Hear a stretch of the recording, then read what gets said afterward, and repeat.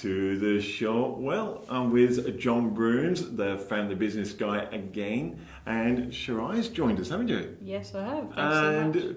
the reason is we've been having a bit of a chat. We're having a chat off air about marketing, and more importantly, how this online marketing system is really changing.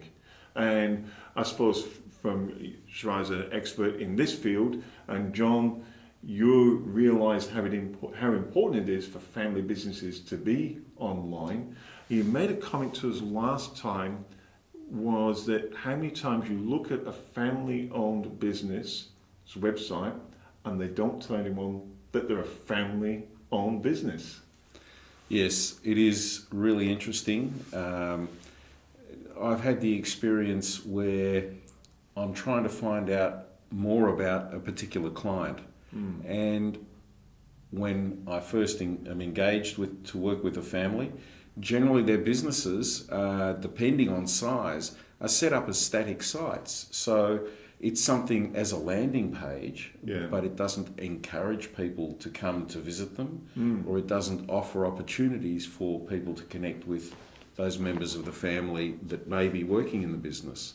It's an interesting comment you made, the term the connect. And Sharon, when you're looking at online marketing, especially for family businesses, how important is this connection and how they can connect and interact now becoming online?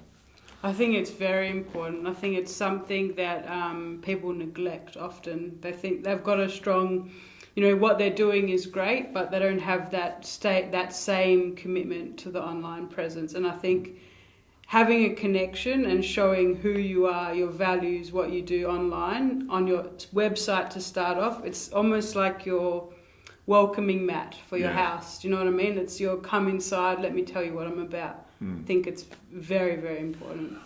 Why do you think a lot of, in particular, we're talking family business with John, I'll ask you in a minute, John, but what do you think the challenges are for these businesses to actually be able to transition into this and embrace it? I think the biggest challenge is that it's overwhelming. I think it's changing every day, and often when you're coming from a family business, it's cross-generational. So you've got a lot of people that have never really been online, haven't done much online, and I think that it's a scary thing for them. But I think that it's something that we need to embrace as opposed to avoid. It's very, very important. And John, you're going through it at the moment, and I know you're very involved in helping family businesses through all aspects. And as you always remind me, you see one family business, you've only ever seen one, and it isn't a family or business with a family. It's actually a family in business. Your experience, and you go through it yourself. What do you find as some of the challenges or some of the resistance factors to them getting their presence online and getting this connection that you were talking to operating properly for them? So I already mentioned the lack of knowledge. That's a very big limiting factor. Even the younger generations, so assuming you've got an older generation founder of a business who could be in their 60s, the next generation of the business could be in their 30s, who have some idea, and some of them would have a very big idea of the availability and the versatility of using the net. And then you've got the next generation, and some of those could be in their 20s, coming into the business, and they are ambidextrous. They're using not only both hands, but they could even be using their feet and connecting with the world. So to try and channel all three generations within the family and bring them together and have conversations about how it will work is incredibly challenging.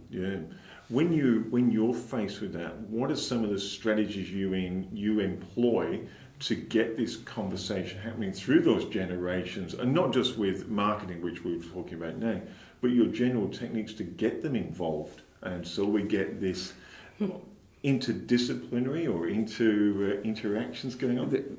The kind of interaction that ideally we like to see is when parents, they can trust their children to take a division or take a new part of the business or a new product and give them the job of maybe putting that online. Ooh, yes. Or they can connect with building customer bases. Yeah. One family business has started an online sales arm of their business, and their business over the last number of years has been growing, not exponentially, but growing. So the younger member of the family is feeling wanted, has a skill base that they can transport if they want. They could be doing it outside of the family business to learn outside and bring the skill into the business. And there's many other areas. Design can be done, marketing on the net. So many different things, and it can be done on your telephone too. So when the kids pull out the phones, the parents start shuddering, you know. Yeah, it's gone past those days. Don't you turn your phone off. Now it's not. Turn it on, get us connected. Yeah, very much so. Eventually the parents get worse than the kids because they're just like addicted to this new thing they've found. One thing I don't know about you, Shai, but I've found like the older generation like me, we're very patient when we go to websites because we're still working them out. So if we click something that doesn't quite work, we'll spend a bit of time there. But are you finding also that this younger generation, their expectation levels of serviceability on this is like, if you haven't got it right, I'm leaving? It's very, very high. I think I'll speak for a young person as long as I can. I think that our concentration spans are just so limited, and we don't have the patience anymore, because if we can't get it here, we'll go somewhere else. And I think that's, it comes back to just having that really strong, unified message, something that's clear to understand. And that's something that, as a family business, for example, the older generations, they have those values, they know how to communicate, and it's about really, I guess, bridging the gap between that and, say, my generation, and communicating it in a way that everyone understands. So when you're providing the solutions, and as an outside expert that gets brought in to consult with them, what are some of the areas? Is this what you're trying to get them to understand, these differences and the speed in which, and the intolerances, if that's a lack of a better word there, of this young generation? I think you can say for the older generation, it's sort of an attitude of, let's explain this, let's show you why it's important, and let's start doing it.